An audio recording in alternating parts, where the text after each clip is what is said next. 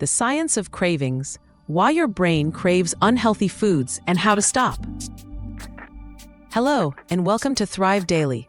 You know that feeling, right? That sudden, intense, almost irresistible urge for a specific food. A sugary donut, a salty bag of chips, a greasy slice of pizza. Even when you're not truly hungry. What if I told you this isn't just about willpower? It's about science, the science of cravings.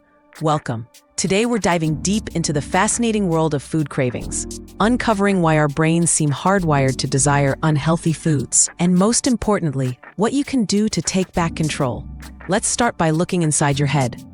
At the heart of your cravings is something called the dopamine reward pathway. Think of dopamine as your brain's feel-good chemical. When you eat ultra-processed foods, those sugary, salty, fatty delights, they hit this pathway, releasing a flood of dopamine. You feel good, instantly. And your brain says, more of that, please. It's not just about eating the food. The mere anticipation of a reward, the craving itself, stimulates dopamine release. And if that reward is even better than expected, the dopamine surge is even larger, driving you to seek that experience again and again. This powerful system is largely regulated by your hypothalamus, a tiny but mighty part of your brain that controls pleasure, pain, and hunger, where dopamine signals those positive emotions linked to food. Here's a crucial point. Food companies spend millions researching how to make these foods hyper-palatable. They're not just tasty by accident. They're engineered to hit what's called your bliss point, the perfect combination of sugar, fat, and salt that triggers the most potent, rapid dopamine release. This creates a quick fix that your brain learns to crave. Understanding this reveals that resisting these foods isn't just about personal willpower. It's about overriding a biologically optimized response intentionally amplified by the food industry. This deliberate design, coupled with your brain's natural reward system, creates a powerful, often inescapable cycle of desire. Beyond dopamine, your body has a complex symphony of hormones influencing your appetite. Ghrelin, the hunger hormone from your stomach, signals when you need food, often driving you towards calorie-dense options. On the flip side, leptin, released by your fat cells, tells your brain you're full, signaling it's time to stop eating. But here's the catch. Ultra-processed foods can interfere with leptin signaling, leading to something called leptin resistance. Your body stops effectively responding to fullness cues, and you keep craving, even when you've had enough. This hormonal imbalance significantly intensifies cravings. Then there's serotonin, often called the happiness hormone. Carbohydrates can temporarily boost serotonin, giving you a short-term mood lift. However, this is often followed by a letdown, leaving you feeling depressed and anxious. Low serotonin levels can also directly increase cravings for comfort foods as your body seeks that temporary mood boost. And let's not forget cortisol, your stress hormone. Both acute and chronic stress dramatically increase cortisol levels. Elevated cortisol, in turn, amplifies your appetite, especially for those high-fat, high-sugar comfort foods. This creates a physiological stress-cortisol craving loop, explaining why we often turn to junk food when we're stressed. This brings us to a critical understanding. Ultra-processed foods offer a quick, temporary fix, but they often lead to a letdown and feelings of anxiety or depression. Frequent consumption also disrupts your appetite-regulating hormones, causing persistent cravings despite being full. Simultaneously, stress increases cortisol and ghrelin, further driving you towards these hyperpalatable foods.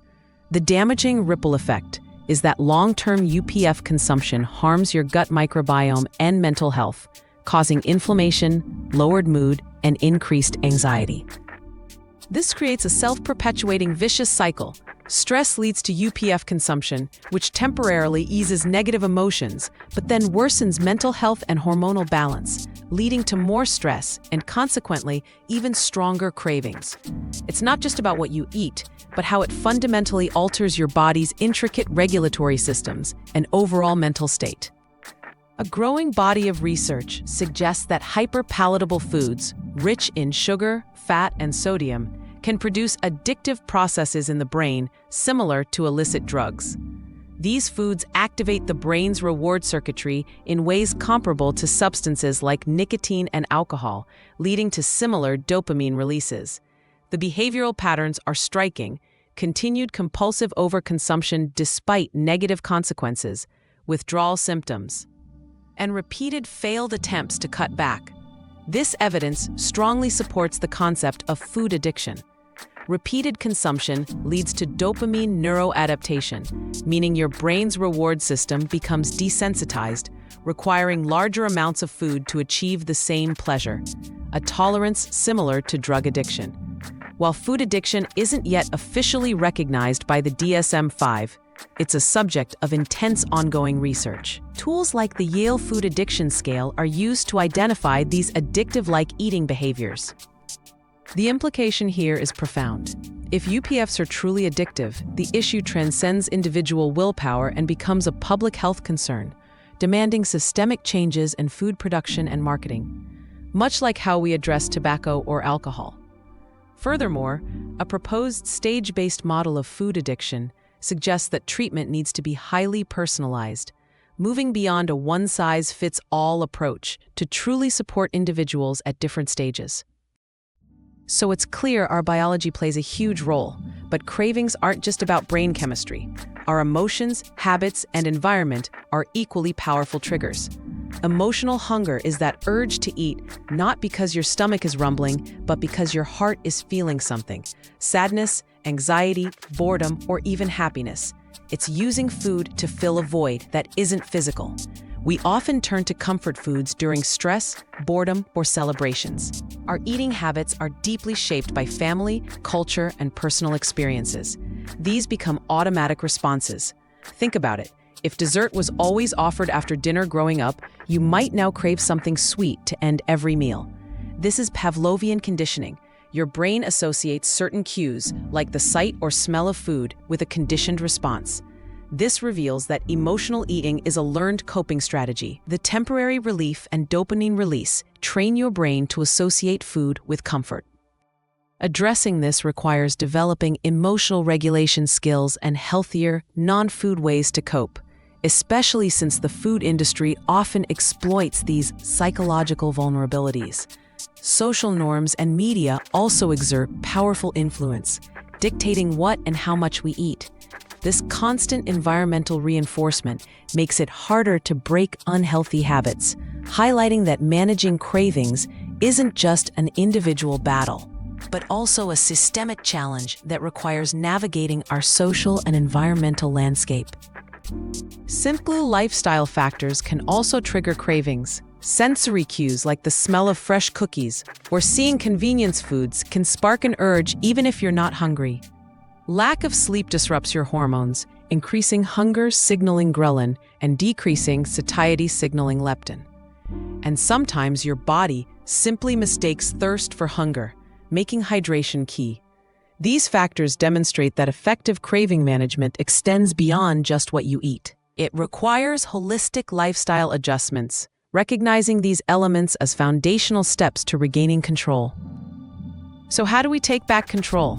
First, practice mindful eating. This powerful approach means slowing down, savoring each bite, and truly tuning into your body's hunger and fullness cues.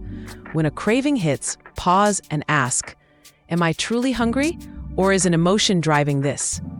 This recalibrates your body's signals, helping you make conscious choices instead of mindless ones. Next, make smart swaps. Craving something sweet? Try fruit or dark chocolate. Salty? Opt for nuts. Roasted chickpeas or air-popped popcorn. Focus on high-fiber, high-protein snacks and avoid added sugars, salt, and unhealthy fats. Also, try delaying gratification. When a craving hits, set a timer for 10 to 15 minutes and distract yourself. Often, the urge will pass. And remember, stay hydrated. thirst is often mistaken for hunger. Interestingly, new research suggests that strictly restricting craved foods can backfire. An inclusion strategy, incorporating small amounts of craved foods within a balanced meal plan, can actually reduce cravings and lead to more sustainable weight loss. This challenges the old idea that you must completely avoid bad foods, suggesting that a balanced, flexible approach can be more effective than rigid restriction. Managing stress is paramount. High cortisol levels directly fuel cravings. Incorporate stress-reducing activities like exercise, meditation, or journaling into your routine. Identifying your personal triggers, whether internal emotions or external cues, is also key. Keep a food diary to spot patterns, then develop proactive coping strategies. Finally, consistency in eating patterns is vital. Fluctuations in meal times and amounts can trigger cravings. Regular, consistent eating helps stabilize your appetite.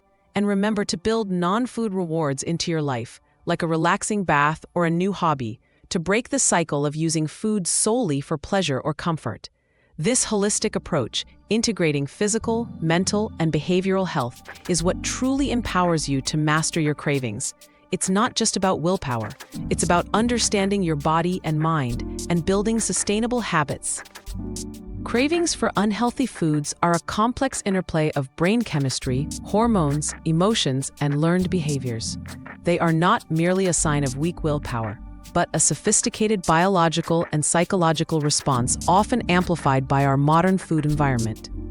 By understanding the science behind these powerful urges, from the dopamine reward pathway to hormonal imbalances and the impact of stress and habits, we gain the knowledge to effectively manage them. Implementing strategies like mindful eating, smart substitutions, stress management, and consistent eating patterns can empower individuals to build a healthier relationship with food and regain control over their well-being. This journey requires a comprehensive approach, acknowledging the interconnectedness of our physical, mental, and behavioral health. Ready to make healthier choices? Subscribe for more science-backed health insights. And check out our other videos on nutrition and well-being. See you next time.